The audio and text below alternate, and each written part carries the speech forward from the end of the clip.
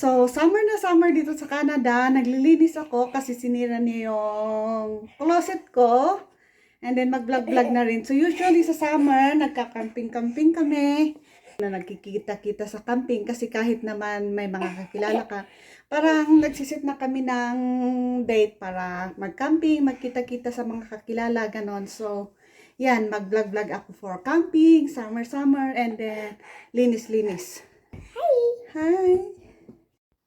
So, nakapak na ako ng damit ng anak ko for camping namin. Tapos, hubad yung mga bed namin dito sa taas.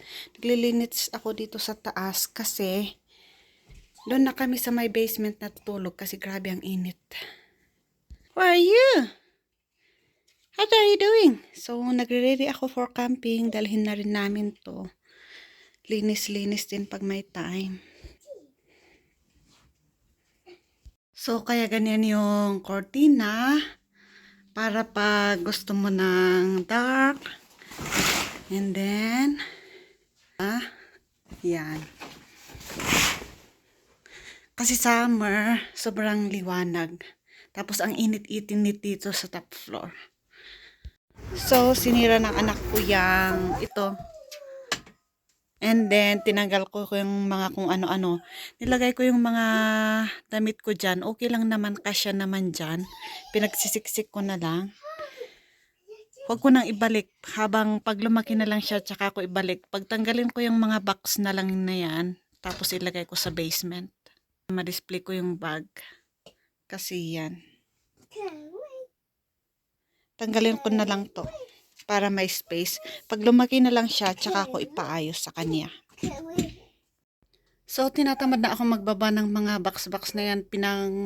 Ganyan-ganyan ko na lang. Tapos, pinansisiksik ko yung iba kong damit.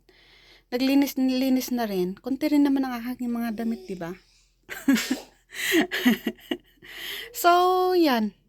And since camping season ngayong summer, nagre-ready na ako for camping. Usually, tent, essential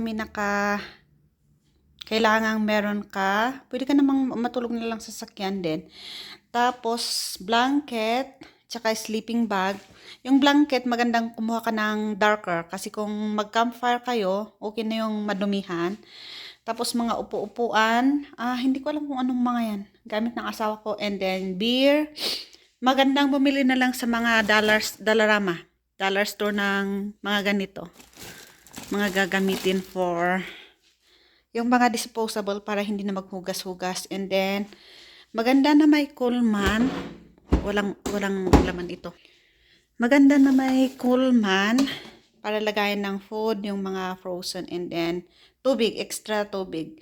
So, hindi pa kami nagkapag-grocery. Bukas na lang pagdating ng asawa ko. And then, mga sombrero, sunscreen, gamot ng anak ko just in case.